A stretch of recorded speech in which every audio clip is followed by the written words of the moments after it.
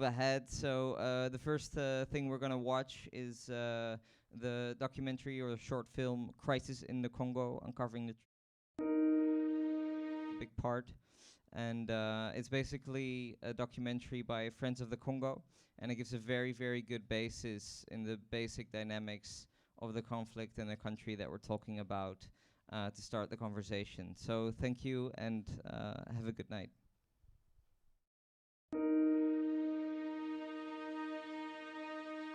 Congo is like a nightmare in heaven. It's a heaven because, you know, Congo is the heart of Africa. So much natural resources, the people, the animals, the flowers, everything, you know. Congo is heaven, but the thing is that people are living like in hell. People are dying. At first, we used to hear 1 million people die, 2, 3, 4, 5. And the situation is getting worse and worse, you know, because the money is there, the resources are there in Congo, and everybody wants a piece of Congo. Everybody wants a piece of Congo.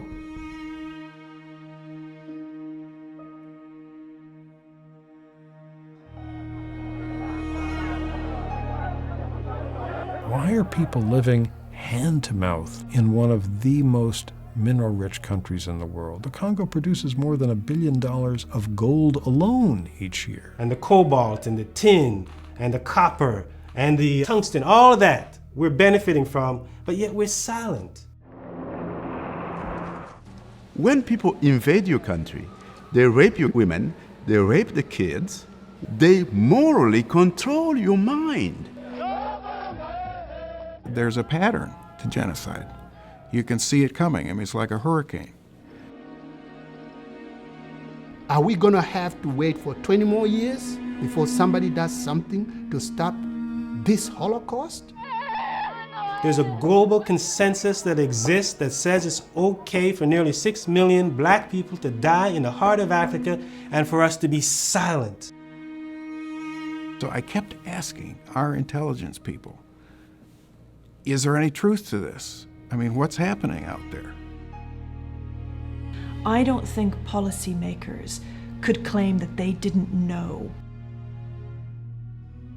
There's something wrong. There's something wrong with us in terms of the way we think about Africa. The story of Congo is often overlooked for its complexity. It's a story where boundaries are porous and national identities mean little. Militant groups with ever-changing acronyms are not who they claim to be, and neighbors loot and murder while they are praised by the international community. But the death toll is now surpassing that of the Holocaust, in part because of the way the United States is involved in Central Africa. Now facing a critical juncture in their history, the Congolese people need us to change the way we're involved so that they can have the space to start rebuilding their country.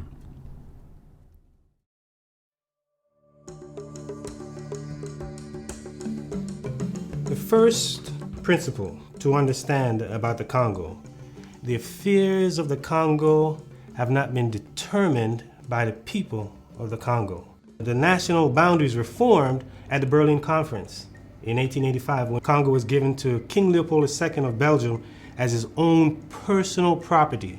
He owned it for 23 years, and during that time made a huge fortune off the territory, estimated at well over $1 billion in today's American dollars, primarily from turning people into forced laborers to gather ivory and then even more so wild rubber. As the Belgians were pursuing ivory and rubber, though, they discovered lots of gold deposits, diamonds, copper, cobalt, and many other minerals. So, since 1885, Congo has been caught in the midst of a geostrategic battle, primarily for her natural resources. Part of its ongoing conflict has been the desire by different armed groups and neighboring countries to benefit, to get rich, to make money from those particular minerals. These resources that are found in the Congo are vital to major industries in the West, whether we're talking about the automotive industry, aerospace industry, technology industry, the electronics industry, even the jewelry industry. These minerals exist in great profusion throughout the Democratic Republic of Congo, especially in its eastern part. And this is the largest territory on Earth which really doesn't have a functioning government. People can say anything, but the Congo is still a police state. There is no freedom of the press. You hear people being killed. The army is not an army. You know, this is a bunch of people who are indisciplined, who still roam the streets. But all this 125 years must be taken into consideration to fully understand why Congo is in a weakened state today. If we look from 1885 to 1908, we're talking about personal rule, enslavement. From 1908 to 1960, colonialism, Congo under colonial rule. Congo finally elects its leader in 1960, and in 61 was assassinated. So we have assassination. Then a dictator was put over the people for another 3 decades. So now we have dictatorship. Then an invasion was backed from outside with Rwanda and Uganda in 1996 that Congolese people suffer from to this day. So we have 125 years of this. Now what that does is it destroys and eviscerates the Congolese institutions. And when you have great wealth, no government, it's an open invitation, and it's been a sort of a free-for-all war as rival warlords surrounding African countries like Rwanda and Uganda in the east have just gone in there and helped themselves to this enormous natural wealth. Since 1996, the conflict in Congo has claimed the lives of an estimated 6 million people. Today, neighboring governments continue plundering by using proxy forces to displace entire communities for access to the land.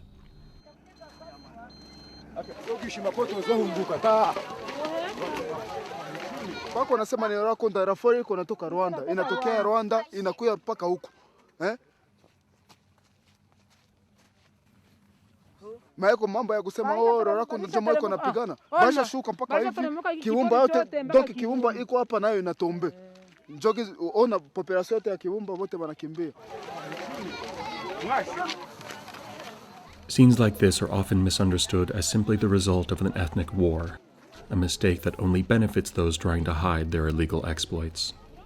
It has nothing to do with ethnicity. They killed Congolese like they were flies. You see how people, you feel a mosquito and you just hit? That's exactly how they killed. It did not mean anything to them how they were killing the Congolese, as long as we can just wipe them out and get access.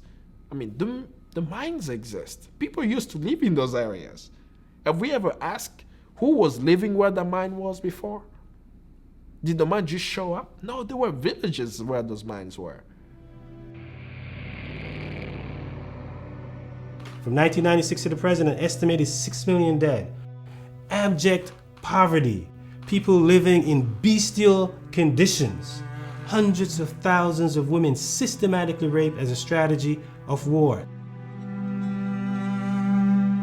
Rape happened to be one of the weapons that worked the most, because as soon as you destabilize a community, you rape the entire village, the women of the entire village, in front of the children, in front of the husband, in front of the neighbors, that community is broken completely. Because the men cannot look at the wives in the eye and say, we were unable to protect you, and the women cannot survive that trauma. Congo is one of the worst places in the world to be a woman or a girl. And one of my recent trips to Congo, I met up with a young girl who was 15 years old. She had been violently raped by one of the rebel groups, and she had been held for 3 months in a hole in the ground, in a pit, naked. And every day another combatant would come and rape her. She was only 15. She realized at one stage that she had fallen pregnant. And then they killed her best friend who was in the pit with her. There were 2 of them. And she had to stay in that pit with the body for 6 weeks, unable to climb out of the pit, knowing that she was pregnant and still being raped day in, day out.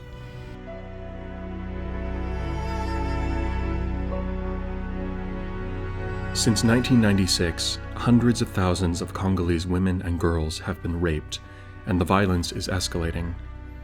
Their attackers are foreign or Congolese, the lines between them blurred by years of greed, chaos, and impunity. As the women are broken, so is the community, a war strategy that leaves tens of thousands of people dead every month. They reduce you to a non-human, in essence. People are being reduced to a non-human so that they cannot think. They can feel powerless. They can feel hopeless, so they can give up. Imagine, I mean, you may not even be able to put your wrap your mind around it, but imagine nearly 6 million people dying in the middle of Europe, and yet we're silent. Millions of Congolese people have lost their life as a result of the crises that we've been discussing, and it has warranted almost no sustained and enterprising reporting from the media of the world. It has obtained no great purchase on the popular imagination. Millions of people dead. Why is it that nobody's talking about it? This is the same international community that said, you know, when there was a Holocaust, that no more genocide would take place, and yet the same community left Rwanda genocide take place, and yet those who committed genocide in Rwanda crossed over in the Congo, and the Congo has become the victim of what happened in Rwanda, and what the international community didn't do to stop it. In 1994, the international community failed to stop the Rwandan genocide and effectively punish its perpetrators. Since then, violence in Central Africa has escalated, along with a growing culture of impunity. If you don't hold to account those who carry out these horrible atrocities, it leaves the door open for them to do more. Free to flee the country, hundreds of militants crossed over into Congo for fear of retribution from the Tutsi-led rebellion that took power in Rwanda.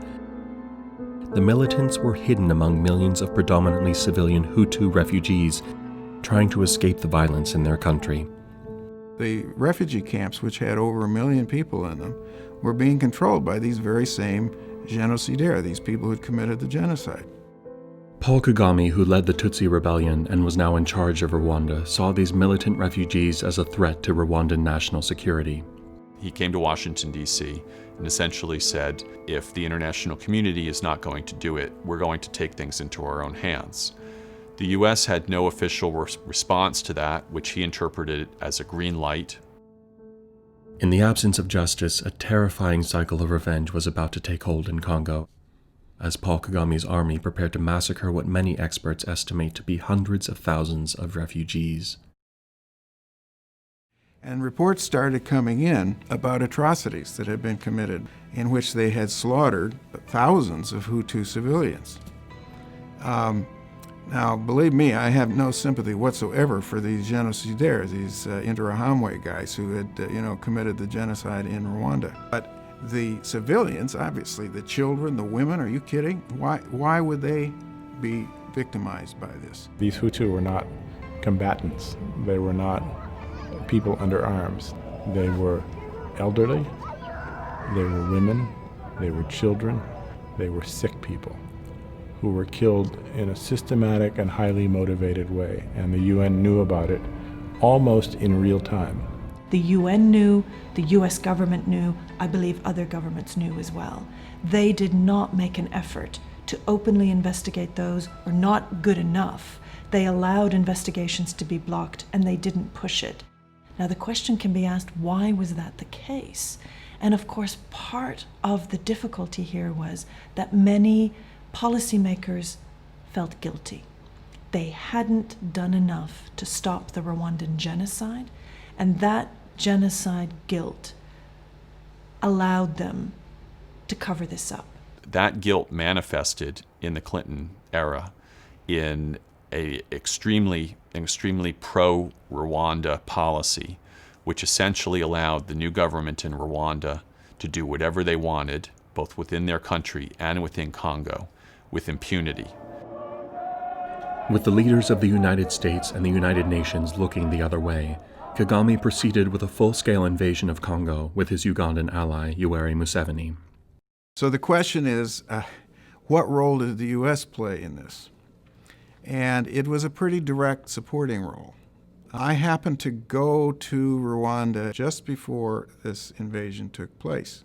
And, major shipments of weapons were coming in at night to support the Rwandan army. We had placed people in the country who were training Rwandan army troops. And in short, we were supporting the invasion. The United States, what they decided to do in the final analysis was to support an invasion of the Congo.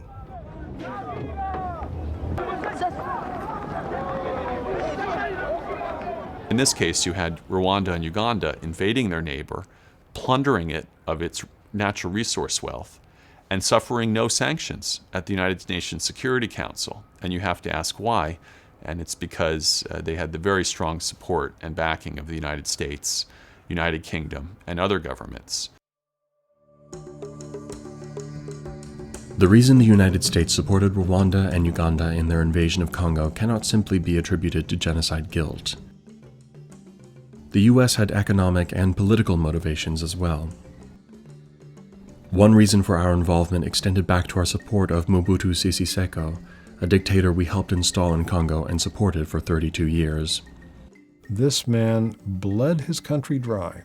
He extracted even more money from it than King Leopold did in his time, but Mobutu had a longer reign and a much more developed economy to plunder.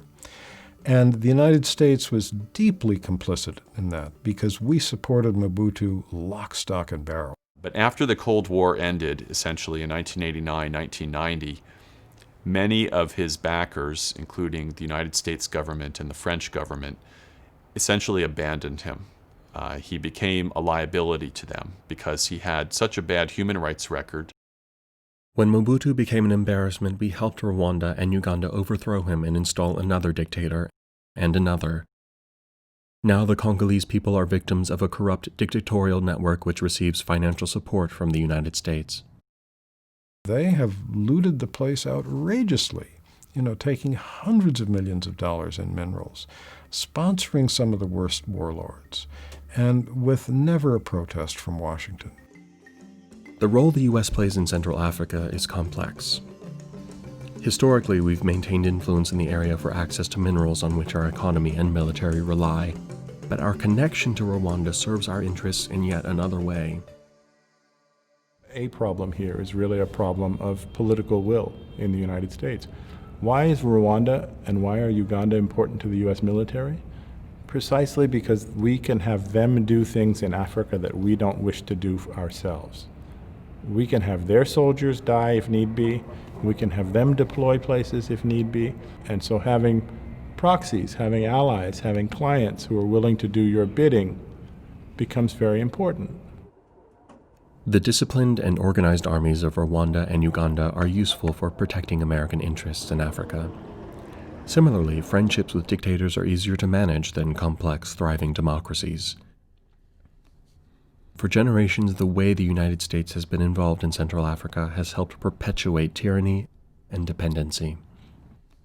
So, when you see these prescriptions coming out of Washington and they say, well, we tried everything, we support peacekeepers, we've had peace talks, it's usually within the parameters of maintaining the current order. This has serious implications in terms of what people don't talk about, U.S. foreign policy. That's where the problem lies.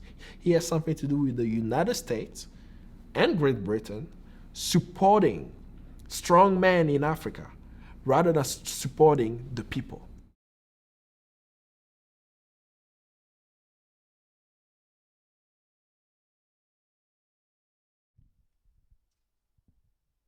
So thank you for watching that. It's always quite a shocking documentary. I watched it a few times. This time I walked outside because I always struggled to watch it. But this documentary is made in 2011, so it is a few years back. We're gonna talk now with to help us make sense of today and how these dynamics play out today and what we can do about them. We'll be talking with George Mzungola Natalaja. He's a great speaker to have. He has a lot of expertise and experience in many movements from the diaspora as well as inside the Congo. He is a scholar working, just peeking at his bio, as a professor of African American and diaspora studies at the University of North Carolina. And he'll be joining us first for a presentation of about 10 minutes.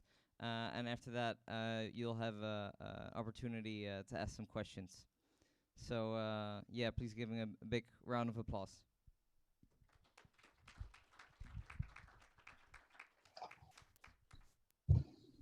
Should be appearing on the screen any second.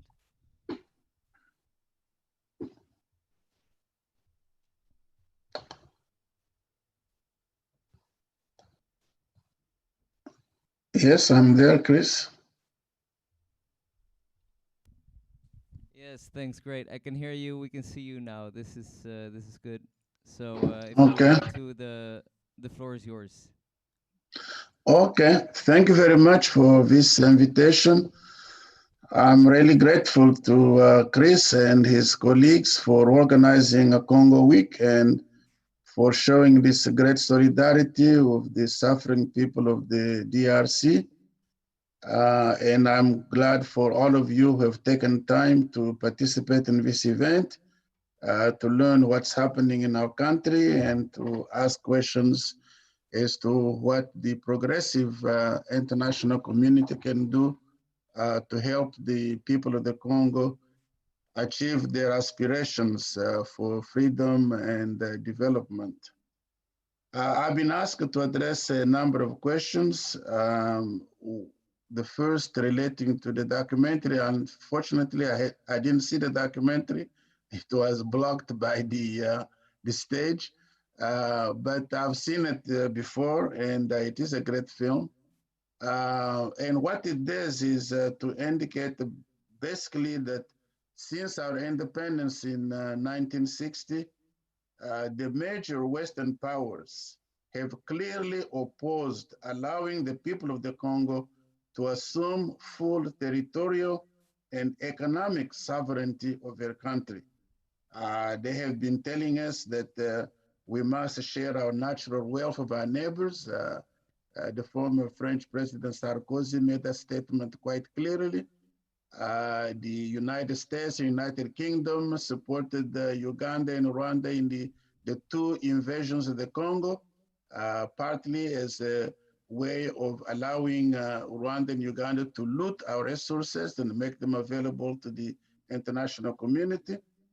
They've been telling us, for example, who we should accept as people who can move into our country and take territory there. I'm sure you followed the recent event about the United Nations and the American ambassador to the Congo participating in a ceremony of installing a burgomaster in a commune in South Kivu.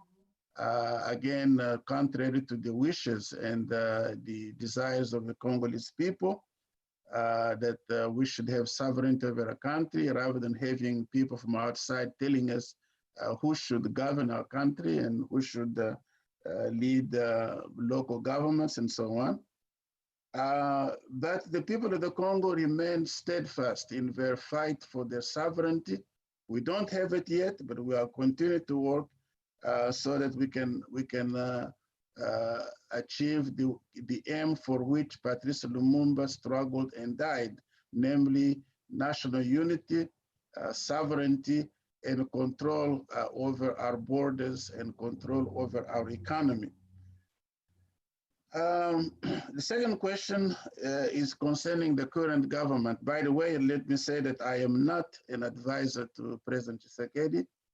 I have written a couple briefing papers for him and met him and discussed issues, but I was an advisor to his father, the late Etienne Tshisekedi, when he was the prime minister elected by the Sovereign National Conference in 1992. I served as a diplomatic advisor to him. I do support the Kabila regime.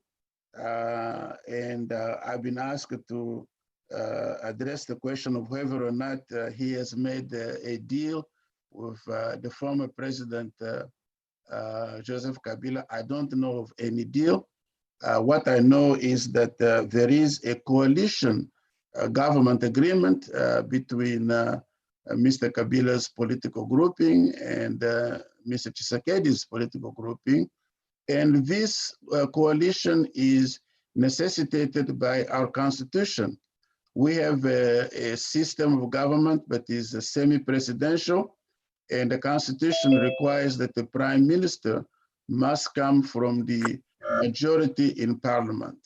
What has happened is that the Kabila people rigged the elections to give themselves a majority in both houses of parliament, the National Assembly and the Senate, and in provincial assemblies. And so the president, although he has enormous powers under our constitution, is limited in what he can do because many of his decisions have to be approved by a council of ministers and a parliament whose majority belongs to the other camp. And so this is a problem. But in spite of this, again, because of this, of course, the radical changes that people of the Congo have been aspiring for years cannot be achieved as long as this marriage between the Kabila's group and Tshisekedi's group continues. On the other hand, Mr. Tshisekedi has tried his best to improve the situation in the country. We now have more civil liberties. You only have to look at the press and the social networks that the people are free to say whatever they want to say. They insult the president openly. It used to be that if you insult the president in our country, it is a crime of lèse-majesté. You may end up in jail or worse.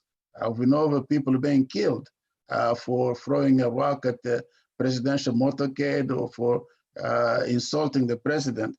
But people are free to talk and to organize, to demonstrate. We don't have cases of the police opening fire and killing demonstrators as it used to be. It has happened a couple of occasions, but the people who use arms and who use them illegally have been prosecuted for disobeying the laws. And we're also trying to establish the rule of law. We see that the president is attempting to provide greater independence to the judiciary so that the judiciary can do its job. We saw, for example, his own chief of staff is now in prison being judged for having stolen over $50 million. So that some change is happening.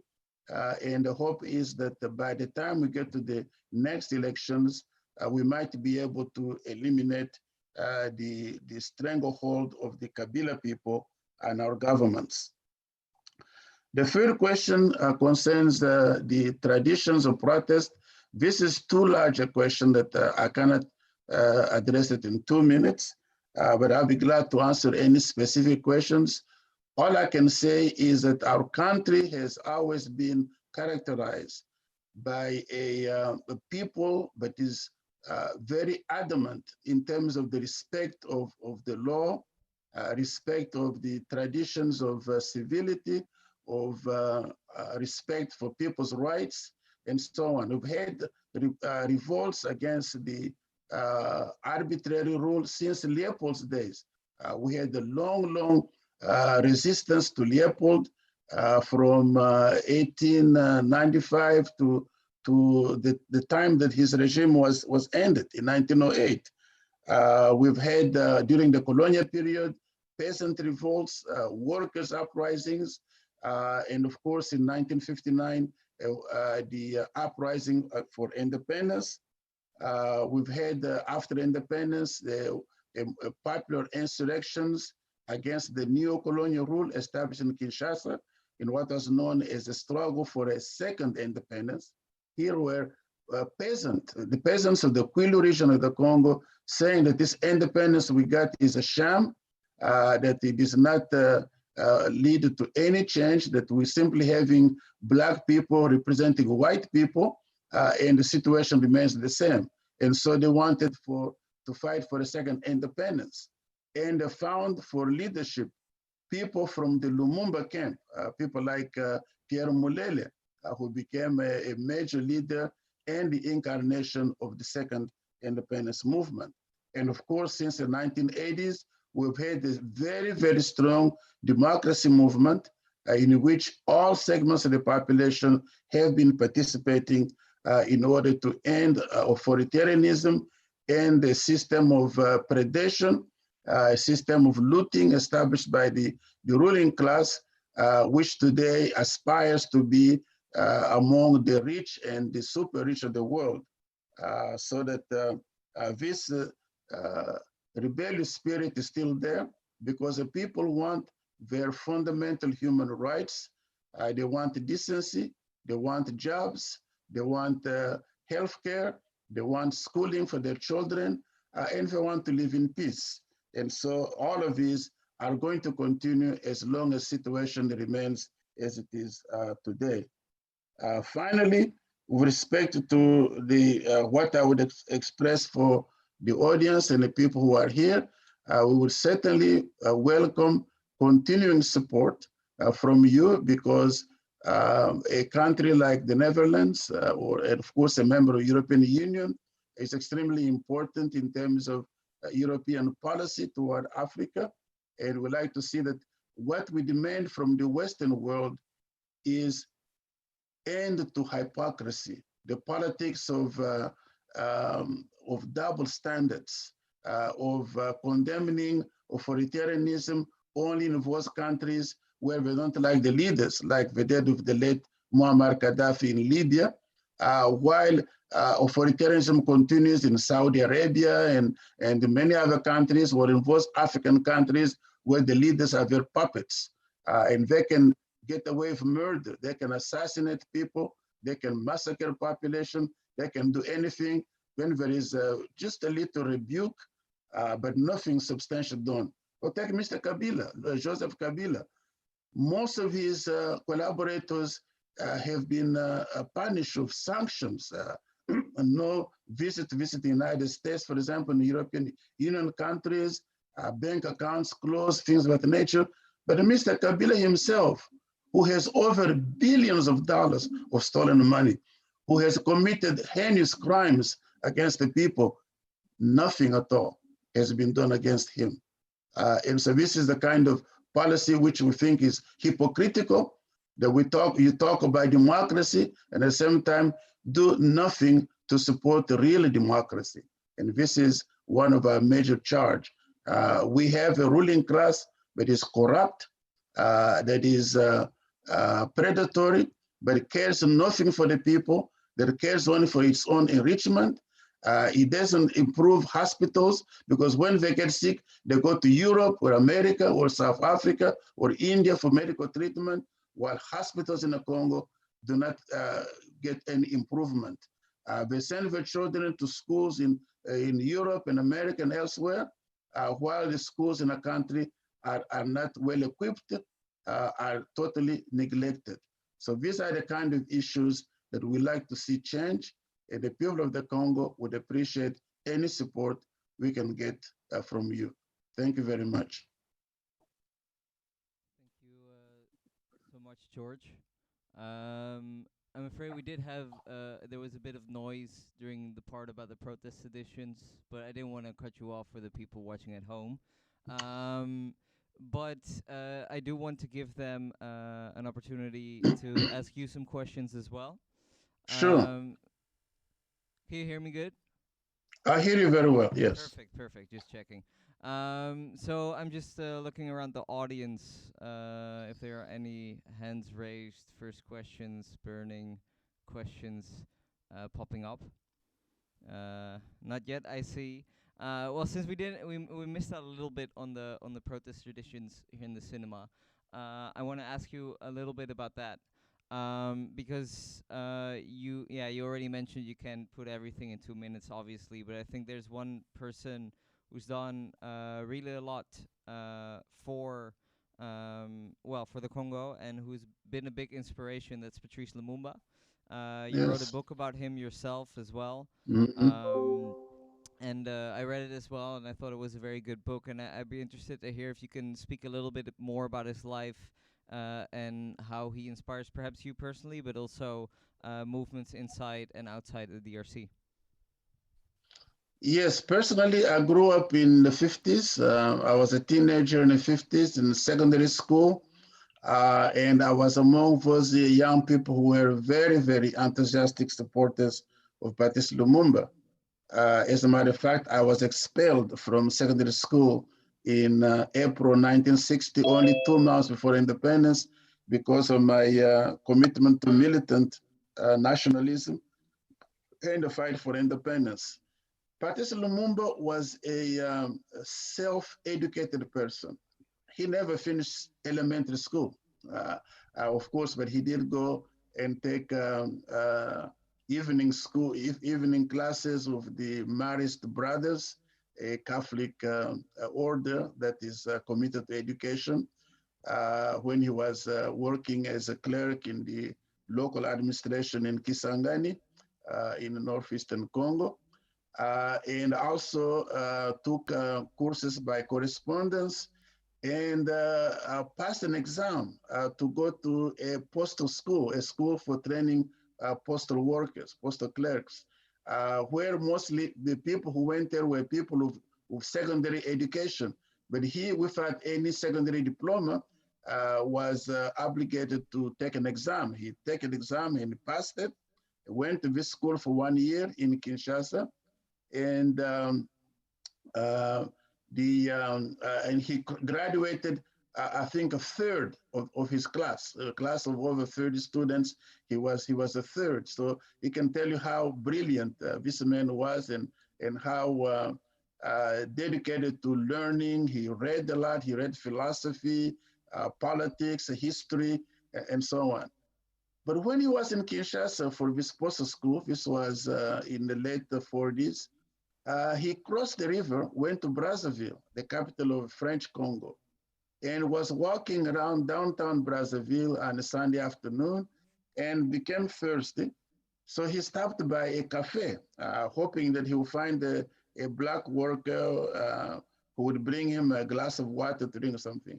Well, to his surprise, a white woman who was apparently the owner of the cafe, she came and said, "Well, Monsieur, why are you standing there? Come on, come inside." So he walked inside. She gave him a table.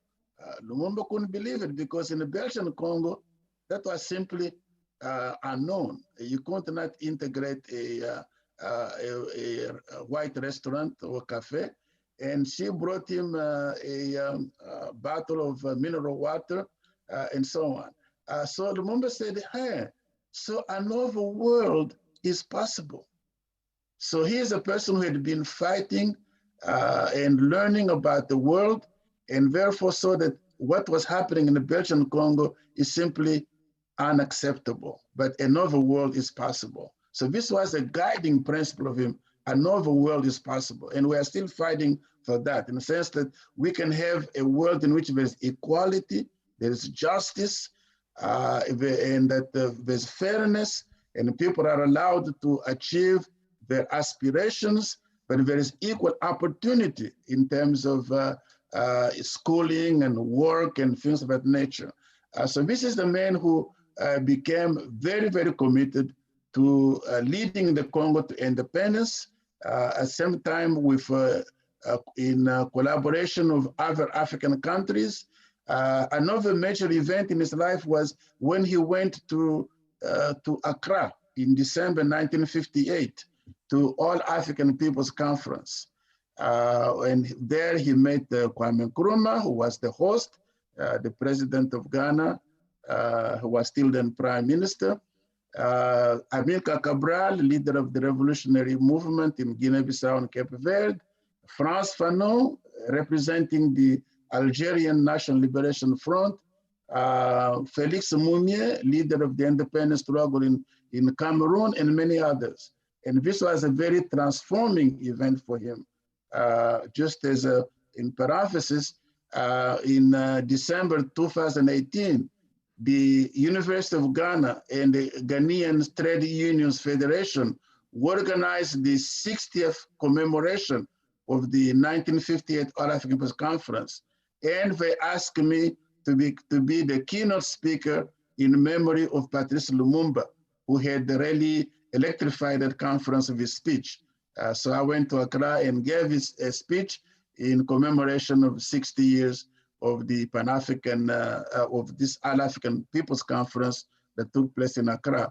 So Lumumba was a person who personified the commitment of Congolese people to be free, and he scared the world, the Western world, because he wanted to have control over our natural resources. He said that he wanted to see these natural resources serve the people of the Congo, help to improve the standard of living of our people. Now, the Western world did not want that. They wanted to continue dominating us. As a matter of fact, on June 26, 1960, 4 days for independence, Belgium conspired with the major corporations to steal the capital of the Congo. In other words, all of the money that was invested in the concession companies, all the major companies of the Congo, where the state in some places had up to 50% of the capital what belonged to the state, they privatized it and sold it on a cheap to Belgian investors and asked all the Belgian corporations to move their headquarters from the Congo to Belgium, and depriving the Congo of taxes and royalties. So this was a major disaster for the Congo. And so far, just until today, nothing has been done to solve that dispute over our wealth, but was basically taken away from Belgium after 75 years of looting our country. So this is why Patrice Lumumba was assassinated. The United States claimed that he was a communist. Lumumba knew absolutely nothing about communism. As a matter of fact, in the Belgian Congo, communist and socialist literature was banned. You couldn't read anything socialist. All we know about communism was what the Catholic priests were preaching, were telling us, that it was evil and antichrist and blah, blah, blah. But nothing in reality in terms of the writings of Marx, Engels, Lenin, and so on and so forth. So George, yes. if I can just jump in, because I also want to have some time for the other speakers. Yes, okay. But I want to thank you very much for this, and you're very right to point out the role of Belgium as well in the assassination in the United States in Patrice Lumumba. We'll have a Belgian speaker as well up next from Black Lives Matter. Very good. Who will tell a little bit about the still ongoing glorification of the colonial period there. Sure. But I wanna, unless there are any real pressing questions from the audience, I'm just gonna look around quickly. I wanna move on to give our other speakers some space as well. Okay, just one question. I'll ask you to keep it a little bit short. Thanks. Sure.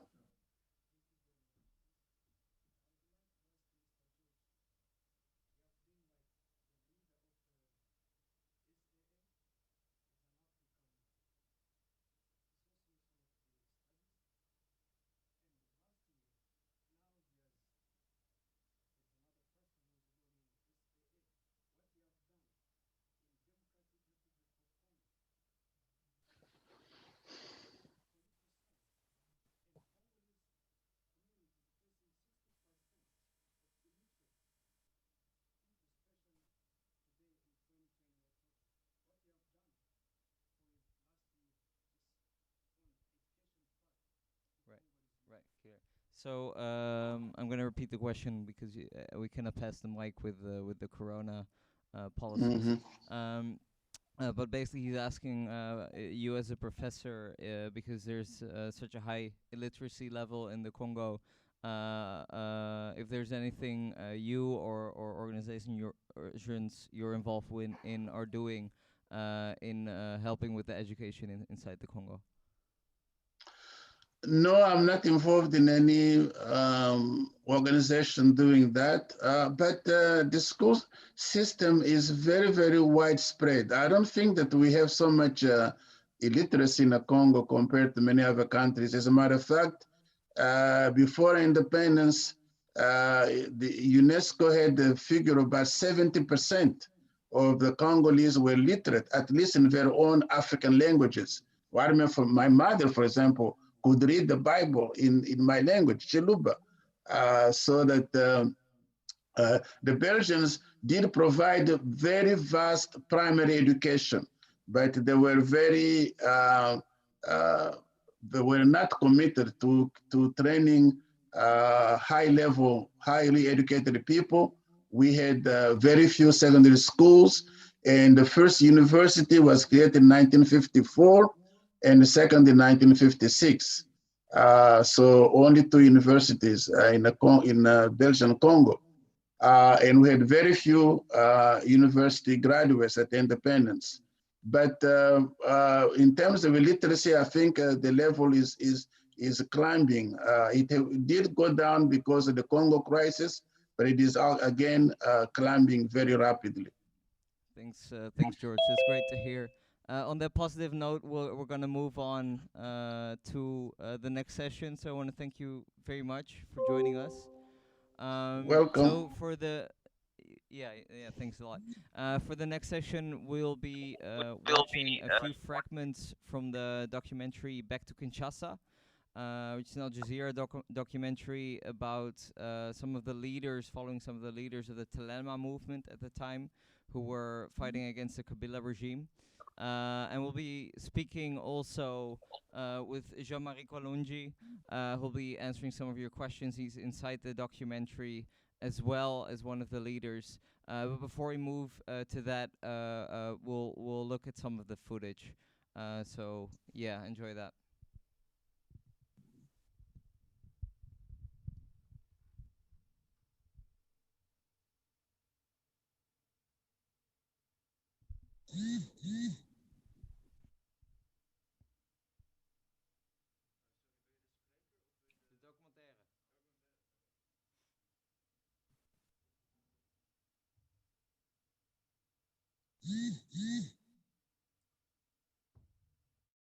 Tolembi bobola, net ba jeune wana pe balemba ye bobola.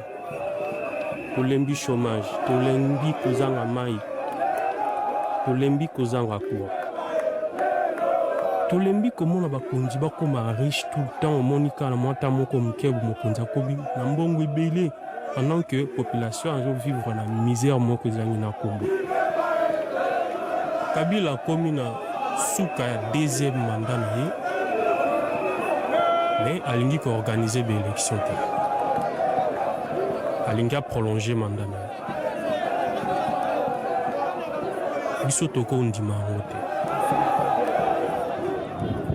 Parce que ko prolonger mandat Kabila, alingi ko ba ko prolonger souffrance à peuple, ko prolonger corruption, impunité, chômage na insécurité na est. Biso toko ndima ngote. C'est vrai, Aza Mandouki, Aza na service tout sous contrôle nae, mais yango tende muté ou pekisa biso.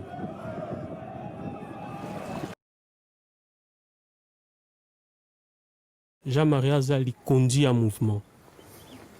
Natikala jamais comme on a gêne détermination Jean-Marie Azara na honte. Après kokima na biso, le vaki a kangié pendant 8 mois. Na prison bilomo webi ba prison na biso to benga ngo ba murwa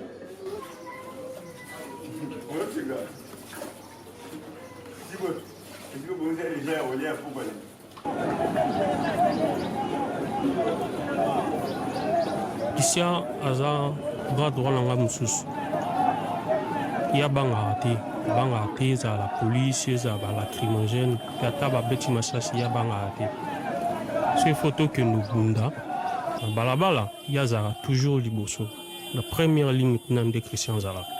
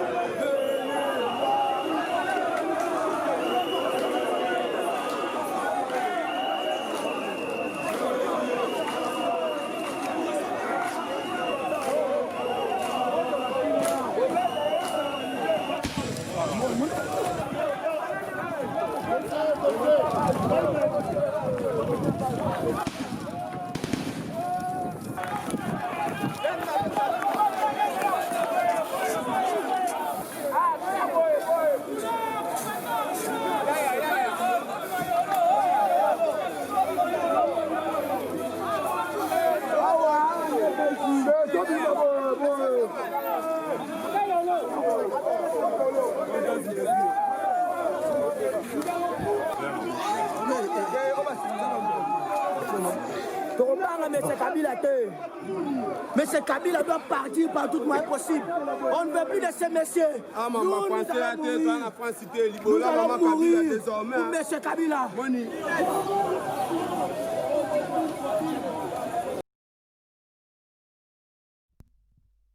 Yeah, so those are just some of the images you saw from the protests, and you can see what kind of the atmosphere was in the streets. So Jean-Marie was one of them. We saw you in the documentary, so thank you so much for coming and being here to speak with us today. He doesn't speak French, so we'll have a translator. Her name is Tammy Sheldon. She lived inside the Congo for a few years, and she works with local refugees here, doing some solidarity work. She'll be translating for us. And joining us as well will be Stephanie Collingwood Williams, who, as I mentioned, was an activist for Black Lives Matter in Belgium, doing actions in solidarity with the Congo there. So yeah, maybe you can translate first so they can follow.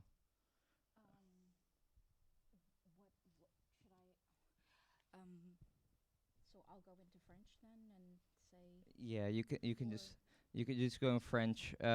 You know what? I'll just go ahead because they know who they are. Yeah, that's what I was thinking. Right. So I'll just go ahead with the first questions. So yeah, what we've been watching, and we see the kind of the determination to get Kabila out of office. You've managed that. You've managed to get him out. I mean, not just you, but the movement and everyone involved. And we have a new regime now, and it's the son of one of the former kind of opposition leaders.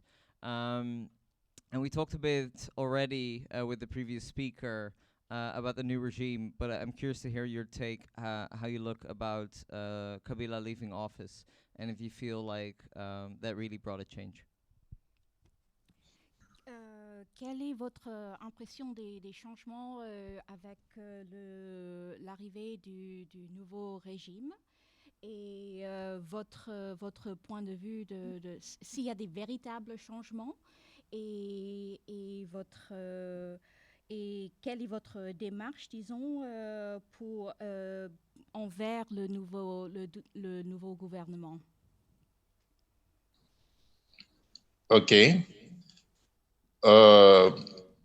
En réalité, rien n'a changé. parce reality, que, nothing has changed. parce que le régime Kabila et l'actuel sont en coalition, donc ils travaillent ensemble. Et il y a plusieurs paramètres aussi qui font en sorte que les choses soient toujours les mêmes. Donc la réalité du Congo, et surtout actuellement, est que le pays fonctionne selon les accords. Donc les élections en réalité ne comptent pas. So currently, nothing has changed in the Congo. The reality is that the functioning is following accords between different groups, and there continues to be an accord between Kabila's people and the current one, leading to basically no change. And he was just about to say something about elections. Donc, le régime actuel de Félix Tshisekedi est censé travailler avec les régimes passés de Kabila. Donc, on l'a mis dans une situation où il est obligé de faire un accord avec eux. So the current regime is required to come to an accord with the Kabila regime. There's no way out of that, and that is the obligation that they're currently under. Et nous constatons que à la tête du pays, il y a eu changement. Au niveau du gouvernement, il y a les personnes du régime passé et les personnes du régime actuel. Et quand on va, vous pouvez déjà interpréter, parce que je vais un peu développer quelque chose là. D'accord, tout à fait. So he was saying that there is an interaction between the regime that came before and this one, and he's going to develop that explanation further. Voilà. Maintenant, quand on voit les élections au Congo, on réalise qu'il n'y a que les élections au niveau du président de la République. Il y a élections au niveau de l'Assemblée nationale, du Sénat et des assemblées provinciales. Ça se limite là. Donc, les élections municipales et autres, on n'a jamais touché à ça. Et qu'est-ce qui se cache là-dedans? Nous réalisons qu'il y a des accords qui ont été déjà signés en avance et le partage a déjà été fait. Donc, il se limite à un certain niveau, mais au niveau de la base, il n'y a pas des élections. Là, il n'y a que les accords qui sont en train d'être appliqués à 100%, je dirais. So Jean-Marie is describing a fairly cosmetic arrangement of elections being held for the National Assembly, for the Senate, for the provincial level, but nothing is addressed at a local level. And agreements have already been made in advance, and decisions on who gets what. And it isn't, it's a done deal in that sense. So these are not substantive changes. Jusqu'à présent, je prends l'exemple de deux communes, simplement. Il y a la commune de Kitambo, il y a la commune de Bumbu, donc les deux communes, où il n'y a que les bourgmestres d'un seul parti politique, et ce parti politique est lié au régime passé. Donc, c'est ce parti-là qui a le droit de mettre un bourgmestre. Donc, c'est selon leurs accords. So, as an example, Jean-Marie mentions two communes, Kitambu and Bumbu. in which there is only one political party represented, and that is the political party of the former regime of Kabila, and they are the ones making decisions about who does what. Donc, cela prouve à suffisance que les régimes passés a plus de contrôle que les régimes actuels. Même l'accord dont ils sont en train de parler, c'est un semblant. Donc, cela veut dire que c'est les régimes passés qui continuent à contrôler les pays jusqu'à présent. So the net result of this is that the former regime continues in actuality to have more power than the current regime, which reinforces the situation as it stands. Donc, rien n'a changé en réalité. Nothing has changed in reality, in other words. Thanks for that response. It's a bit grim, but I do want to, but real, and that's important to keep it that way. But I want to look at the audience. I have plenty of more questions to ask, but just in between, if there's already some hands popping up.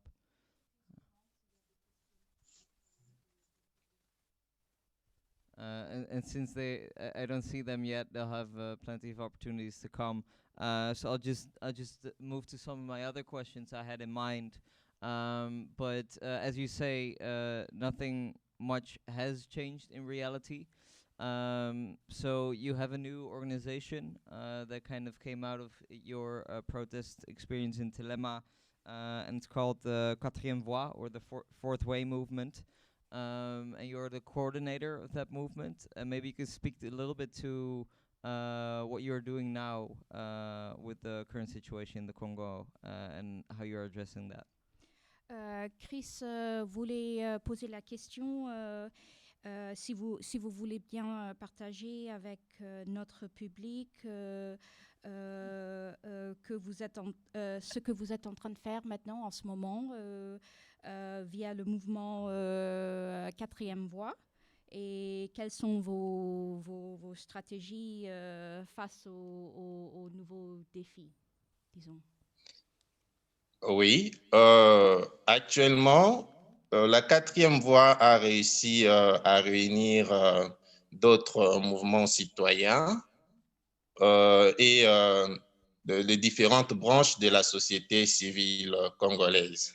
Et là, il s'agit bien de l'intersyndicale nationale du Congo, le Conseil de l'ordre des médecins, il y a les ONG de défense des droits de l'homme et autres organisations. Donc, nous avons eu déjà travaillé sur les réformes électorales et nous sommes en pleine consultation, donc rencontrer d'autres branches de la société civile congolaise.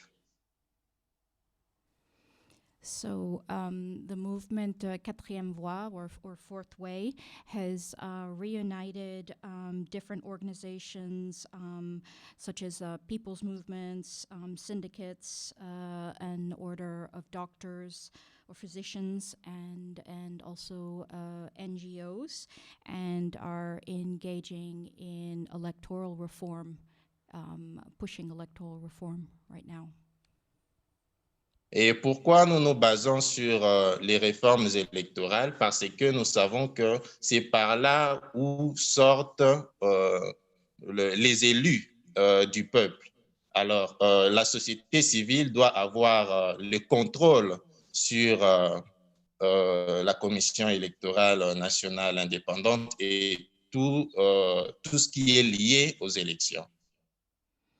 So the priority is electoral reform in order to keep the power in the hands of the people. The decisions about which politicians will be managing the country, that stays in the hands of the people themselves.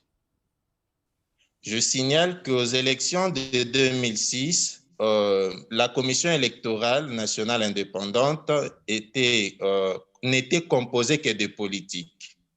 Arrivé en 2011, les politiques ont accepté d'introduire 3 membres de la société civile sur les 13. Donc, la commission électorale était toujours dominée par les politiques. Et actuellement, nous sommes en train de travailler pour que la commission électorale nationale indépendante domine, pour que la société civile domine sur les politiques au sein de la commission électorale nationale indépendante. So the Independent National Electoral Commission in 2006 consisted only of politicians or people involved directly in politics. In 2006, in 2011, there were 3 members who joined the 13 who for the first time were civilians. And the intention is to increase the number of civilians to have a maximum influence at this commission level, national commission level. Et nous sommes en train de travailler pour faire accepter cette proposition qui est déjà faite parfaitement, donc travaillée par la société civile. Au cas où il y aurait résistance, nous serons obligés d'entrer dans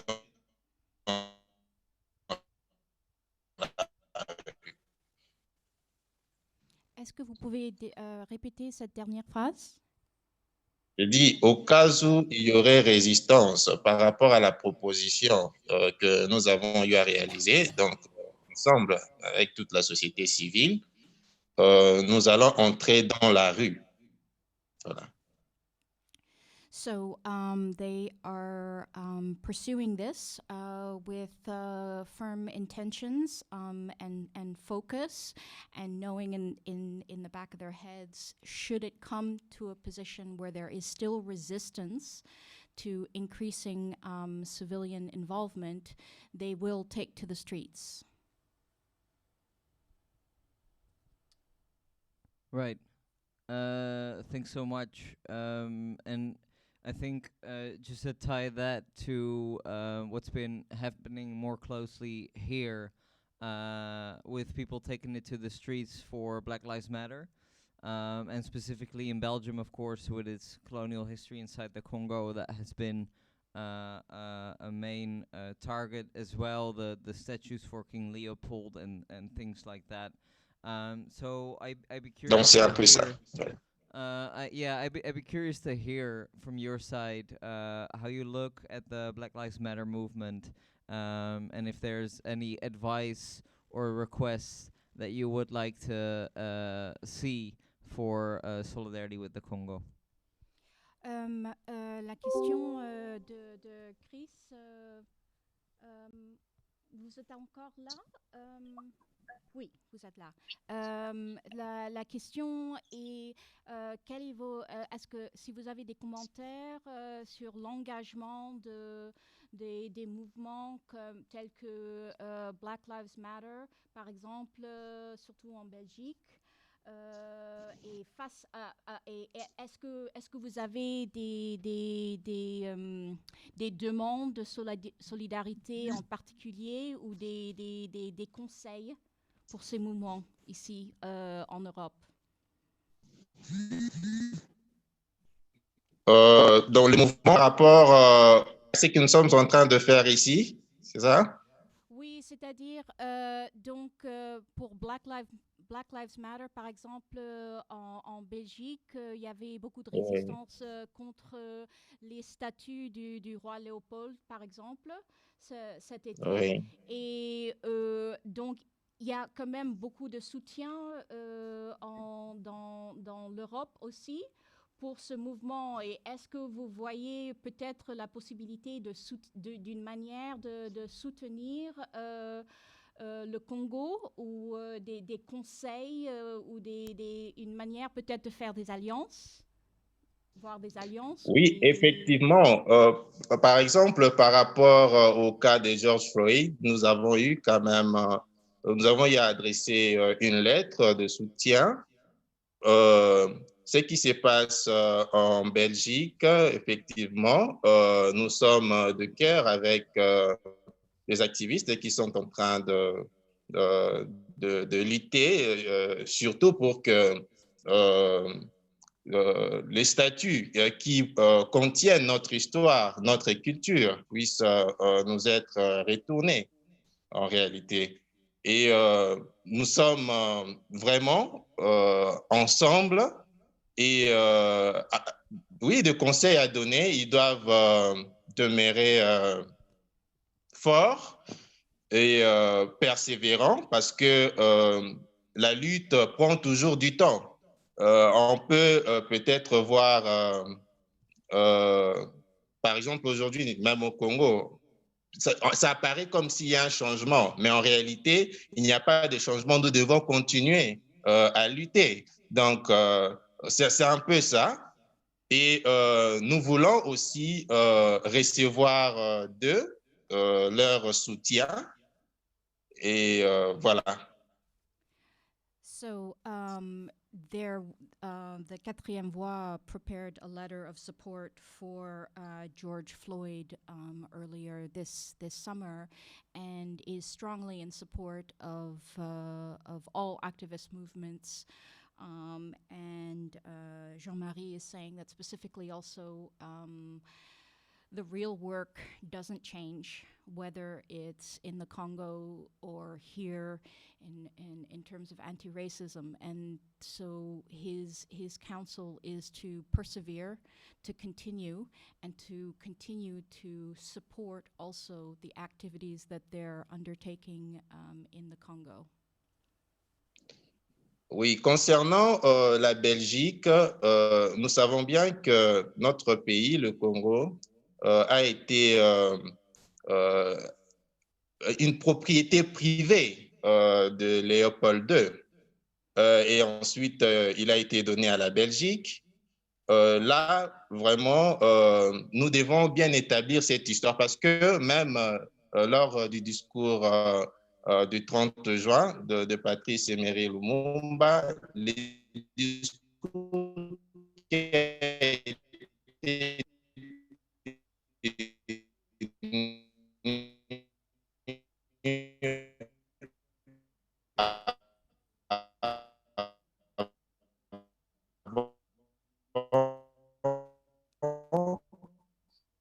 ne reflétait pas la vraie. Nous devons tous nous mettre d'accord parce que nous ne voulons pas vraiment qu'il y ait une séparation, mais nous établir, parvenons à nous mettre ensemble. Et je reconnais, nous reconnaissons tous avec la Belgique que nous avons eu à commettre des crimes contre l'humanité à l'égard des Congolais et nous voulons retracer un bon chemin. Les choses vont bien marcher que de nous laisser entre les deux histoires rencontrer. Voilà. Il y avait un morceau qui a un peu disparu là, les problèmes de technologie, mais je vais faire de mon mieux. Essentially, Jean-Marie was saying that specific to Belgium, there's of course this history in which the Congo was the private fiefdom of King Leopold II, and then that was later handed over to the country of Belgium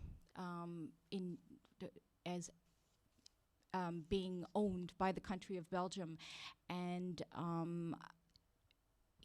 Jean-Marie is strongly encouraging that we have a clearer sense of history of what actually happened, and also sort of taking stock of the victims and the cost involved, a fuller history from which we can have a richer discussion.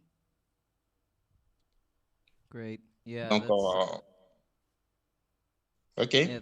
Yeah, thank you for that response. I think that's very clear. Decolonize the education here and open up the discussion here as well. I'm gonna look into the audience one more time. Yeah, we have a question over there.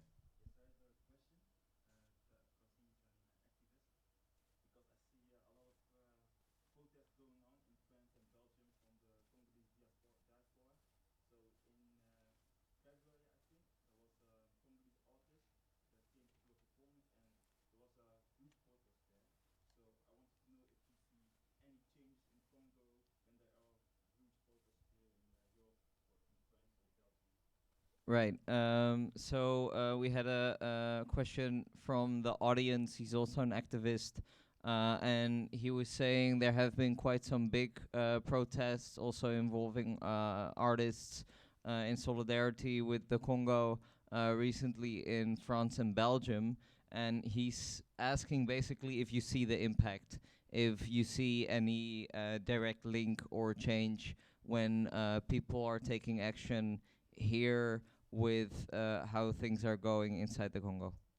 Donc la question du public vient d'un activiste qui pose la question justement, et étant donné qu'il y a eu des grandes manifestations en France et en Belgique dernièrement, est-ce que vous, au Congo, remarquez une différence lors de ces manifestations qui ont lieu en Europe?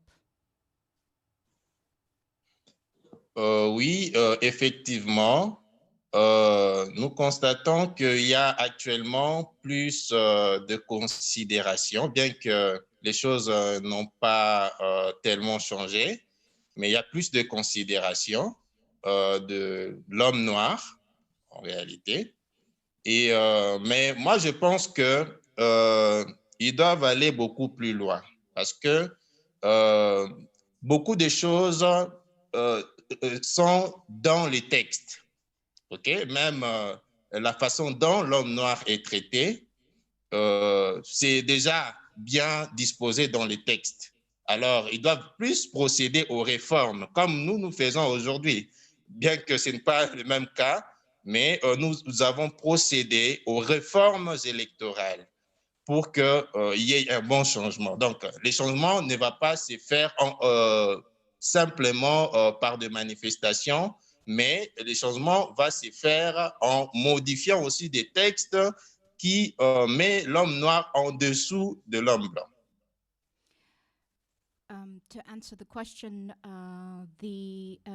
in his impression, there is a difference after larger scale demonstrations in Europe, in the sense that there is a heightened awareness or sensitivity to considerations for the treatment of people in the Congo. But he feels that protests can only be one aspect. They are not enough. You have to go further along into concrete reform, which is why they are pushing for specific changes in electoral reform, because, as he points out, everybody already has in writing agreements about the appropriate treatment and considerations for people in the Congo, and they're not being respected in reality. They're not being followed through with in reality. Oui. Et s'ils parviennent à changer le texte, la considération de l'homme noir à l'extérieur, cela fera en sorte que beaucoup de choses puissent changer aussi au Congo. Comme nous le savons bien, il y a 6 millions de morts dans notre pays, surtout dans la partie est de la République démocratique du Congo. Mais qui fournissent à ces gens-là, qui exploitent les répercussions de la non-considération de l'homme noir qui sont en train de vivre là-bas. Mais ici, nous voyons des morts, nous comptons 6 millions de morts, continuent à mourir.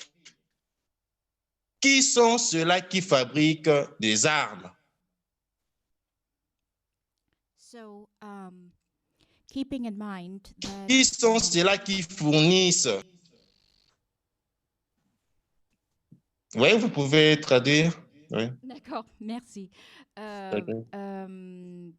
So Jean-Marie is pointing out that we have the terrible number of 6 million dead, and a clear understanding that although in writing there are supposed to be rights that are observed. They aren't being. So you have to ask hard questions about who's benefiting from the current situation, who is benefiting from the sale of arms, who's benefiting from people dying. Les gens dans le monde se contentent de la technologie.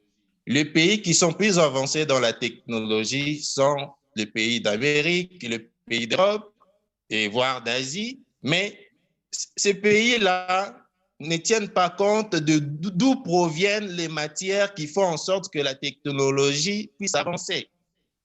Et donc, pour eux, ils avancent avec la technologie, mais ils ne pensent pas aux dégâts que cette technologie cause en Afrique et plus particulièrement en République démocratique du Congo. Et là, je parle plus du coltan aujourd'hui.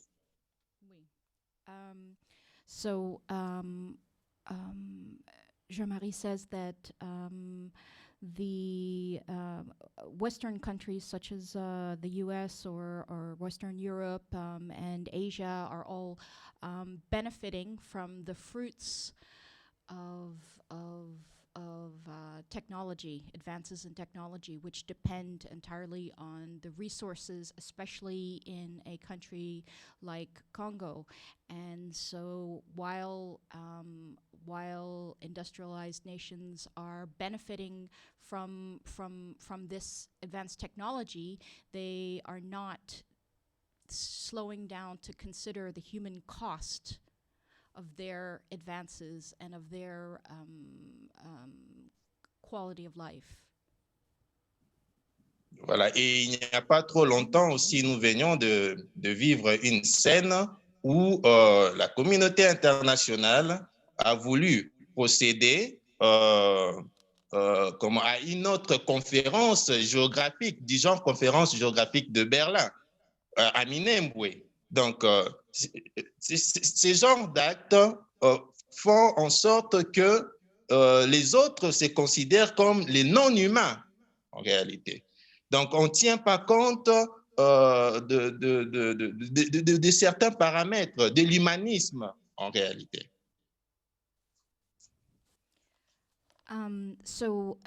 Essentially, he reinforces that we simply aren't, decisions are being made that simply do not respect or take into mind the most basic human rights considerations.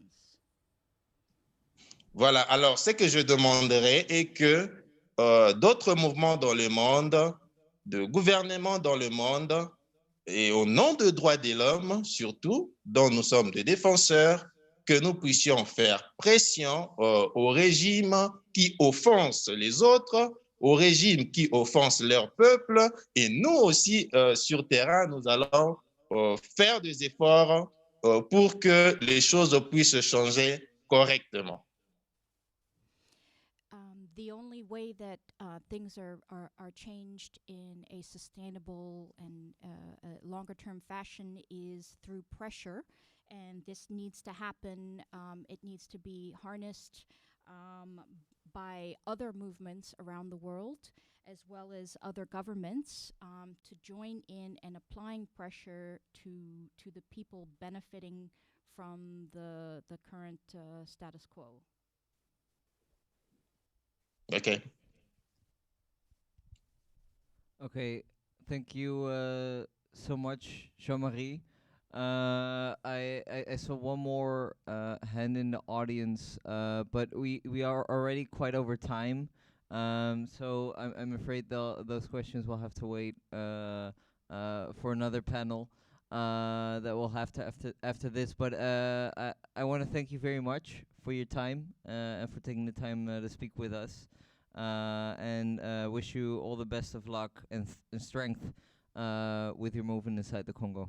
Un grand merci à vous, Jean-Marie, et nous vous souhaitons tout le courage avec votre mouvement au Congo.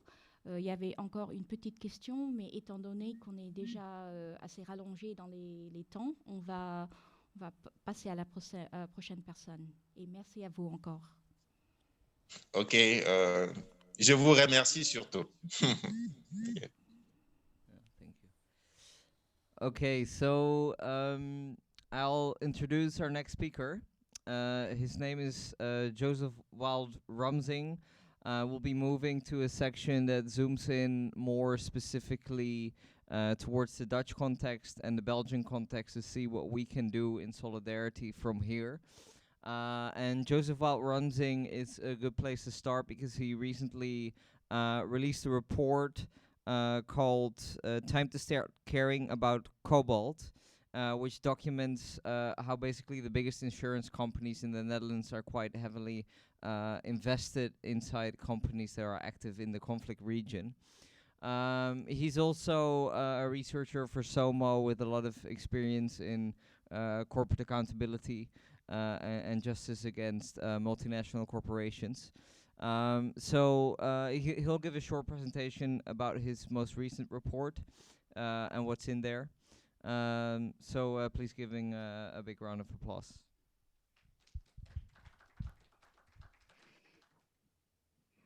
Thanks so much, Chris. Is the sound working? Give me a thumbs up. It's working perfectly, thanks. All right, great. Thanks to everyone for being there tonight and for tuning in online. I just wanted to start briefly, mentioning the fact that earlier this year, some of you might not have known, but there was a lawsuit filed in the US, very serious lawsuit against Apple and Google and Tesla, some of the big companies, the big tech companies that everybody is, of course, aware of, related to the Congo. And this was particularly related to their sourcing of cobalt from the Congo. Cobalt is a mineral that's widely used in electronics and is projected to play an increasing role in the economy related to green energy technology, so sustainable technologies like electric vehicles.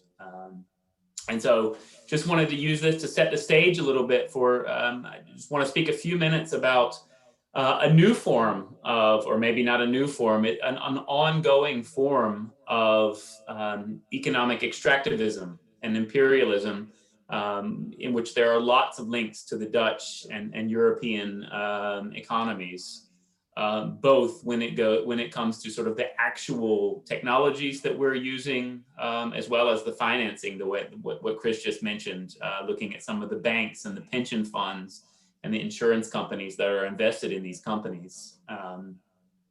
So just to give you a little bit of context, what's going on here, according to the World Bank, in the next few years, in the next 20 years or so, the demand for cobalt, this metal, this mineral that's largely mined in the DRC, is expected to increase by 450% due to the development and the increasing demand for these low carbon technologies. When you look at things like windmills, the energy transition that's happening in Europe, windmills and electric vehicles, the big companies, the multinational corporations that are developing these technologies right now are going to be continuing to source their technologies, their minerals from places like the Congo. And so there's expected to be a huge increase in the demand for the mineral of cobalt. Currently, about 70% of the world's total demand for cobalt is produced in the Congo and the DRC, and mainly in the eastern DRC, southeastern DRC, the province of Katanga, which is this huge province down in the southeastern part of DRC, just below some of the civil war areas that we were talking about earlier, that we saw the films about, but of course very much influenced by the war there. And these are places that are thousands of kilometers away from the capital of Kinshasa. And so places where even if maybe, let's say, laws related to human rights and the environment exist, due to corruption and lack of implementation power of the government, it's sort of a Wild West, continues to be very much of a Wild West out there. And big companies, multinational companies, see this continue to see this as an enormous opportunity to grab these resources to use in their products and their services that they provide. The mining of cobalt continues to have really significant impacts on local people, on communities. There are children working in the mines there. The lawsuit that I mentioned earlier relates to child labor, widespread child labor in small-scale artisanal mines in the DRC and for cobalt. And these mines produce cobalt for the big companies that we all know of and the products that we use today. And so you've got some small-scale mining in which child labor continues to be a major problem, a major issue. And you've got large-scale mining. You've got big mining companies like Glencore. And SOMO is currently doing some research now on some Chinese companies that are there. A company called Ruwashi Mining. They are involved in mining cobalt on a large scale, and massive human rights abuses by basically abusing the rights of any of the local villagers and the small scale miners that try to come and make their living there. They're abused by the security guards that are working for the big multinational companies. And so as a result, a lot of these communities have lost their livelihoods. They've been evicted from their lands. There's vast amounts of land and water grabbing by the mining companies. And you really see a large level of human rights abuse that continues to take place. Basically, ironically, really to feed sort of in the West, our demand for clean energy or for clean technologies. And you see that the way that the supply chains of these multinational corporations will just be continue to be repeated from one technology to the next. But if this power structure of imperialism, economic imperialism and extractivism continues to be replicated in new supply chains, even if, on the surface of them, they seem to be very sustainable and they seem to be new, the abuses that are related to them will continue to be replicated on the ground as well. And I do think it's important to note that, these companies pulling out of, we don't want to see a boycott of the mining that goes on in Congo, because much of it does feed the daily lives of many people, especially these small scale mines. But the way in which it's done and the conditions under which it's currently mined and which the big companies sort of allow it to happen needs to be addressed.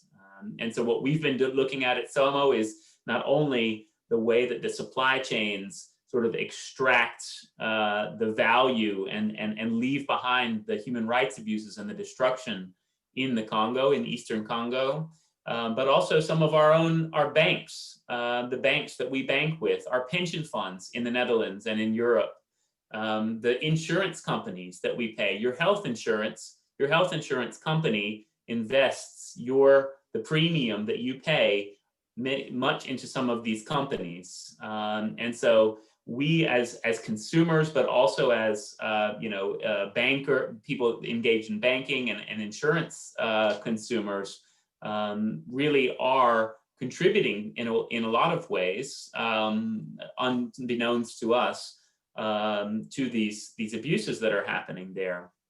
And so it's really important that we, as citizens, as European engaged as activists, that we realize that the problem is not only there in the Congo. The problem is not just the corruption that's happening there, and of course the abuses and the massacres, but the economic structures that allow this to happen and that continue to perpetuate some of these abuses are really being driven by companies that we use and that we engage with every day. And so it's important in our own sort of sensibility about what's happening and our own activism, let's say, to realize that we have companies and we have structures that are very close to home that we need to be sure that we are also speaking to. And so just to give a final word of something that we can do in addition to, being out and protesting and making our voices heard and speaking for those in the Eastern Congo who cannot speak to our policymakers and to our companies, the headquarters companies that are here. The Dutch government just this last Friday has announced a new policy to hold corporations accountable for doing due diligence, for making sure that their supply chains do not contain human rights abuses like the ones that are happening in Eastern Congo. And so it's important that we now speak out and we make sure that we don't put all of the burden, again, sort of the economic and the governance burden on the DRC, but realize that, again, it's our government, it's the Dutch government, and it's Dutch companies and European companies that need to take action by enacting policies that hold those types of companies, the European mining companies and the technology companies, accountable for what they're doing. I'll leave it there for now, Chris. Appreciate the time to speak to you. Thanks, Joseph. I think that was a clear start about some of the things that we can do here that Jean-Marie also touched upon a little bit, but you could dive into that a little bit deeper. So our next speaker was supposed to be Olivier van Beemen, but he had to drop out at the last minute as well for personal reasons. These are strange times after all. But so we'll move on straight to Stephanie Collingwood Williams, who I mentioned earlier is a Belgian activist. She's originally from Ghana, but she was raised for a large part in Belgium, and she studied in the Netherlands as well. She's been active here too in anti-racist movements, climate justice movements, and also with Black Lives Matter, as I said, in Belgium. So she'll give us a little presentation on what we can do basically for the Congo. So please have the floor. All right. First of all, I'd like to thank everyone for the invitation and also for the speakers that spoke before. Many things rang many bells, actually, when other people were speaking, things that we're also doing here. So mainly, we've also been writing and talking about the people without papers in Belgium, because those are also rules that we like to address. Many times we came on the streets also wearing shirts saying, like, we're not born without papers. So also these issues of borders in Europe and so on are also things to be addressed when we talk about Black Lives Matter. But it's also something that we saw like in a broader sense, in the sense of like people being killed by police in Brussels, Mehdi, Dieu merci, etc. So there's also many different levels of which that things are being addressed. And when it comes to the statues, we also had many people put blood, like artificial blood paint, on the statues of Leopold II, mostly the one in Trôme, which is like in central Brussels. And we noticed how the state continued to clean it.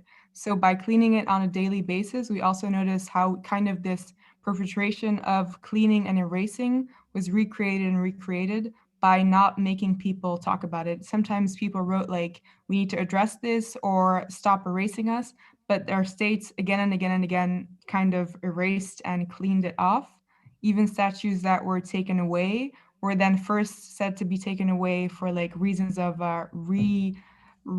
cleaning it and putting it back later on. So we're never really sure when things are really happening and how much is, as said before by another speaker, how much is blah, blah, blah, and how much is actually changing policies. Yeah, I could speak more, but I don't know, because everyone else spoke for a while. I thought to keep it short, maybe. Great. Thanks, Stephanie. Yeah, I'll just mention a little bit because it's unfortunate he couldn't make it. But specifically for the Dutch context, Olivier was going to tell us a little bit about Heineken, because Heineken has been involved inside the Congo basically since colonial times, and straight afterwards. And they have benefited greatly from the country for so many decades. They were directly complicit in the genocide that was going on by paying taxes to some of the rebel groups that were committing these atrocities.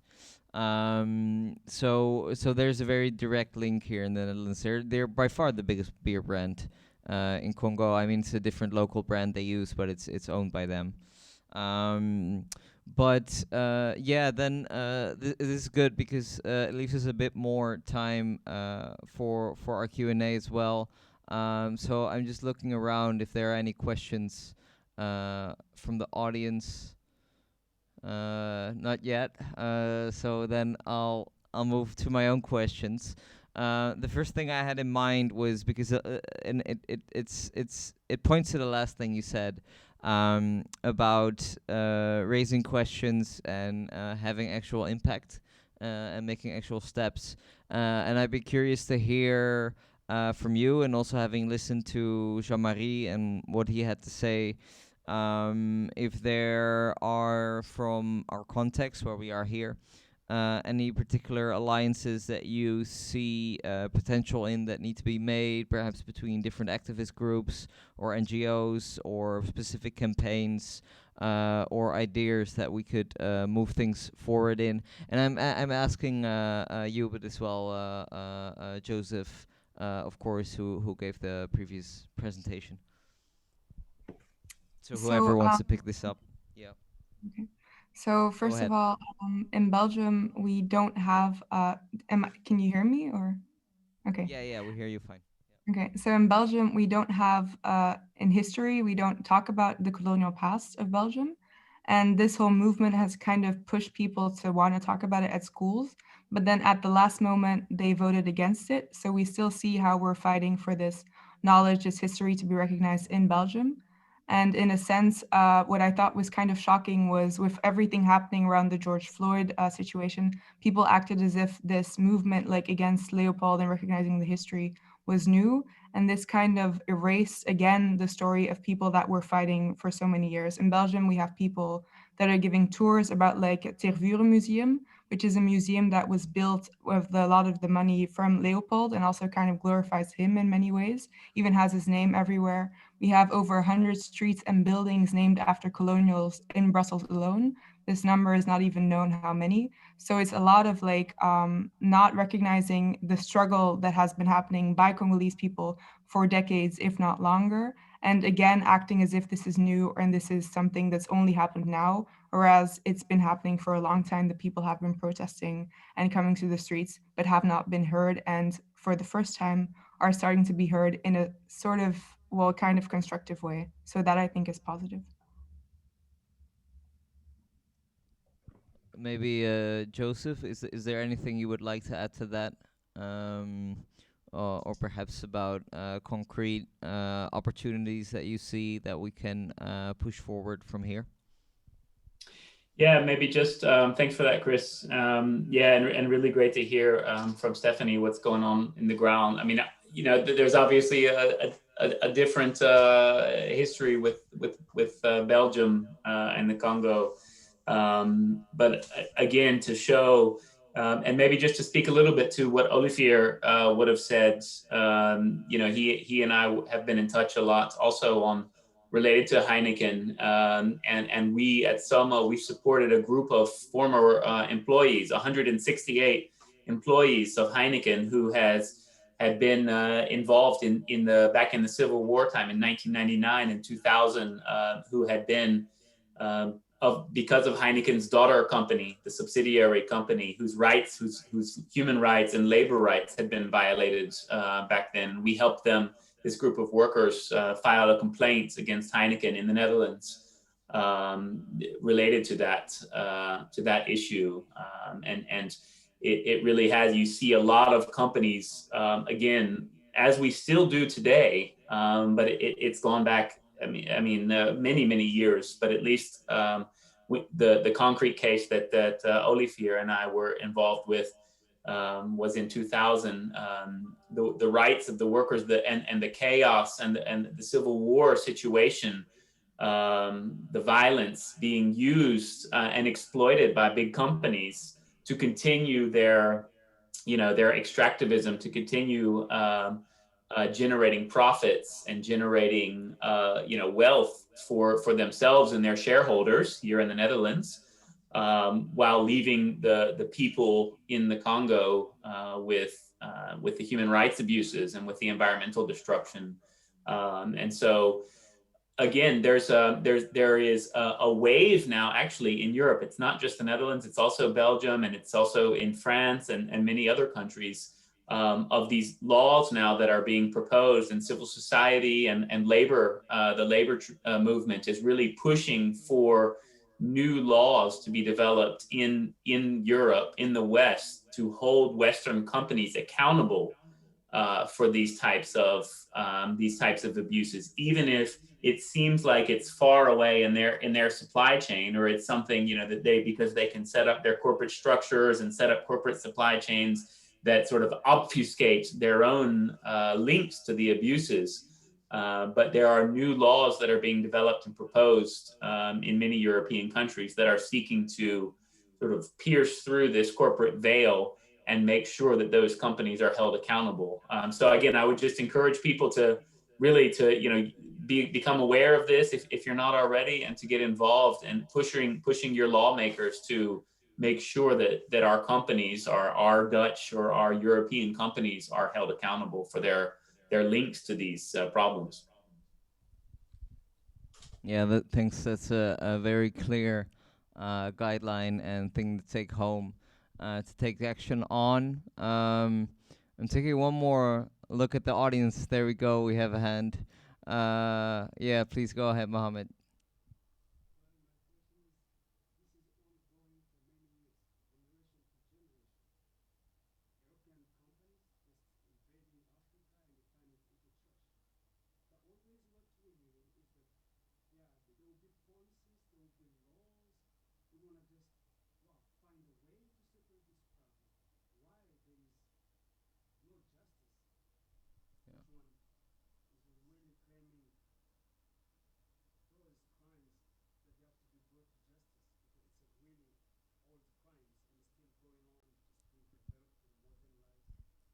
Right. So the question is basically, we have laws. We have been having protests for quite a long time, and kind of the violence of Western companies in Africa and other parts of the world has been going on for centuries, basically. But also for the last decades, as we have more and more laws to address this. And he's basically asking, why don't we have justice yet, and what needs to happen before we can have justice. I think one of the things that should happen is actually for people of diaspora to come together. What happened in Belgium for the first time was people from different African origins coming together to organize. And sometimes in these conversations, we were creating more than when we were trying to explain things. Mostly, we often stay at the conversation of explaining that racism is real and so on. But now, because we came together, we kind of had more room to think about the future and to create more instead of combating against. I think that would be one of the things that I'd like to say. Right. So Yeah, I would totally echo that. I mean, this sort of the crucial nature of the people power, and we think governments are not going to change. Companies, in any case, companies are not going to change unless they're required to do so by governments, and governments are not going to change unless they are required to do so by people, and people coming together, people going out on the streets, people organizing, people exerting their power. And I do think that, the issue of access to justice and access to remedy for the abuses that have happened is a key part of these demands that need to be made, and those that are accountable. I mean, it was mentioned in the video, the first video this evening, that those that are responsible for these abuses need to be held accountable. And the people who have suffered the abuses need to be compensated and they need and remediated for what has happened. It's a structural issue that has been going on for many, many years. And so we have to address the root of the cause, which are these economic exploitation structures, I feel, and we need to make sure that those who have suffered for so long do receive justice, and that is really the essential part of what we need to continue to pressure our governments here, again, let's say in the Netherlands, to do is to make sure that those who have perpetrated the abuse, whether they be individuals, obviously there are some individuals, military leaders and corrupt leaders in Africa, but also the companies and the policy leaders in the Netherlands and in Europe who have failed to hold the drivers of these situations to account. So I would really, again, encourage people, like Stephanie said, to come together and really bring the voice of all of us together to speak to the people in power and speak the truth to those in power. Thank you so much. I think those are great final words to end on for this section. I want to thank the both of you for your wisdom and your time and for coming here to share with us. So thank you so much. Please give them a big round of applause. Yeah, I'm afraid you can't hear the applause actually because we don't have a microphone, but it's just for the idea. So we'll move on to the next speaker, who her name is Patrice Lumumba. She was here actually 2 years ago for one of the first events I did about the Congo. And she's very active. She was from the Congo herself. She works for Friends of the Congo and for Congo Week. And she's been active from inside the United States for many different organizations, for Congo Live. She's an educator with the Association of African Students in Diaspora, United Partners of Hope, and the Crossway community. So she's basically all over the place. I can't give her bio the proper justice it deserves. But we'll give her the opportunity. She listened to all of us. She listened to all the speakers, and a final opportunity to give some reflections on how to go forward. So, Patricia, please, thank you for being here, and please take the opportunity. I just wanted to say thank you to everybody who joined today and participated in raising awareness on the injustices happening to Blacks worldwide, and in specific putting a focus on the Democratic Republic of Congo during Congo Week. I appreciate all the speakers from Dr. Nzongola to Jean-Marie and our sister from Ghana, and also from, I believe, Europe, who spoke on these issues. And I think they covered much of what needed to be said. Some of the questions that were asked that I just wanted to maybe emphasize a little bit more on what are things that people can do during these periods as we're looking at COVID-19 and we're looking at Blacks worldwide coming together and unifying their struggle and trying to understand what the effects of colonialism on us Blacks and how we see neocolonialism functioning today in different parts of society, and how we see systematic change and what it means in our lives, whether you be in the USA, Europe, or the Democratic Republic of Congo. Sorry about that, my battery.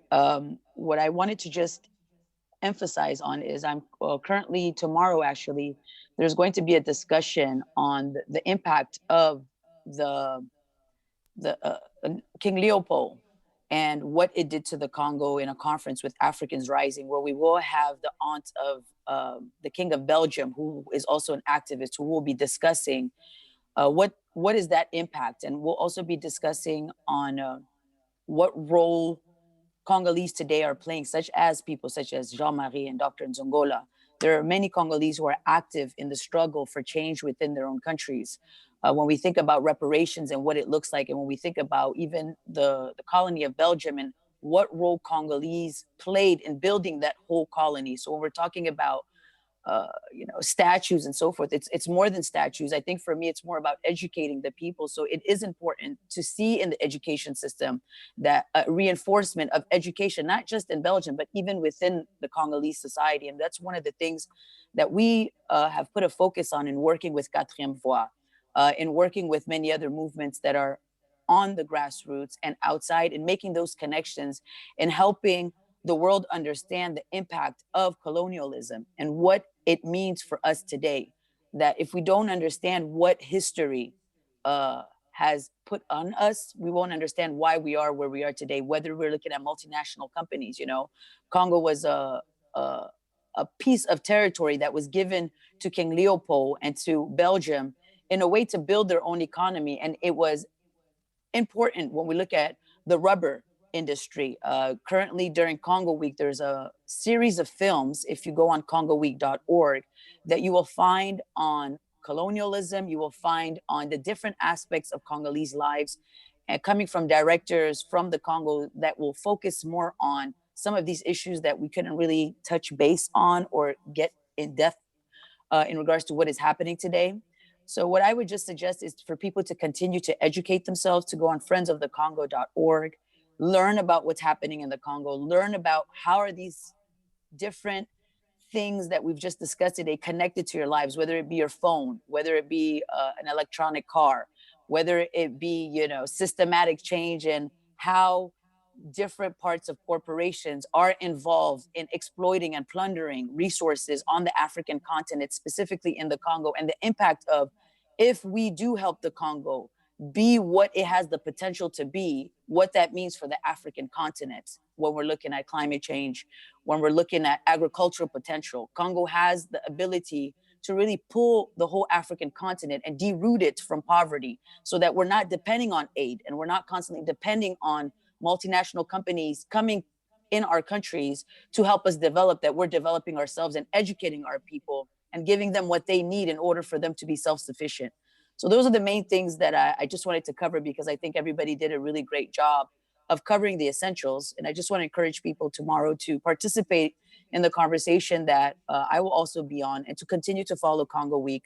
quatrièmevoix.org also has a website, and I believe Dr. Nzongola, he's a beautiful, great mind, a brilliant mind, that you can look at books that he has written on Lumumba, on the Congo. He's currently doing a lot of work in the Congo, and you can research him online to find out more, as well as SOMO and other organizations, on what they're doing. Contact, email people, ask how you can get involved, figure out a way to go to the Congo, figure out a way to meet these organizations locally and get involved. So those are the main things I wanted to just mention. Okay, thank you so much, Patricia. I'm happy to end it with such a concrete note on what people can do, and some basic tools and ways to get involved. I can testify to how easy it is to get in touch with Congo Week and Friends of the Congo, and how fast they reply, and how enthusiastic they are if anybody wants to support. So I really recommend everyone to just do what you can do and find ways to contribute. So please give Patricia a big round of applause. And as I wrap up, I just want to mention also, so we will be gifting 50% of the ticket sales to the Telema movement. But of course, for the people watching from home, the live stream was live. If you do want to donate more, you can just go to the website of Telema, and they have a donate button, so you can give some there. Or if you want, you can donate to Friends of the Congo. They could really use the support. So please support in any way you can. If you don't have the time, perhaps you can donate a little bit of money or something else. So that is pretty much all for tonight. I want to thank the volunteers for helping out, for the technicians for helping out. We had a few issues here and there, but I think we made it through just fine in the end. And of course the organizations, Congo Week, all the speakers, and you can also, of the new organization I'm involved with, Aralez, you can also follow our website for any other events coming up. And we should be having a recording as well, so of this event. So if you want to spread it to friends, you can. We'll post it inside the Facebook event soon. So that's all for now. I want to thank you all for coming. And we'll end with the last few minutes, just a short wrap up from the first documentary we started with, which is Truth of the Congo. The situation in the Congo is not just a Congolese issue.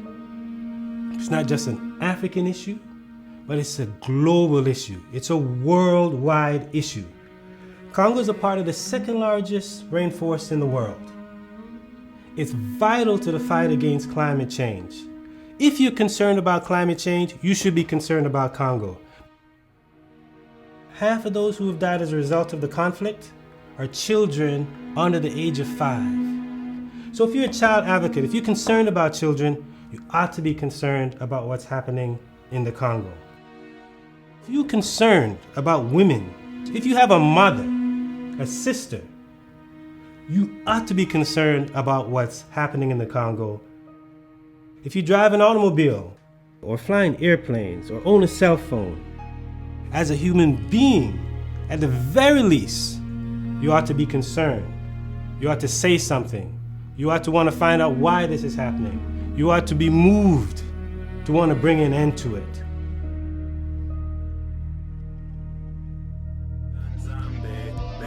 Nzambe, apambala biso, benga nzambe, doko bika, benga nzambe, apambala biso, benga nzambe, doko bika, benga nzambe. 8 out of 10 people in Congo are unemployed and live on 30 cents or less per day. À Kinshasa, 9 filles des rues sur 10 vivent de la prostitution. For Congolese children, the tragedy is endless. Massacred in their villages by machetes or recruited as child soldiers, hundreds of thousands of children are victims, and many have become murderers.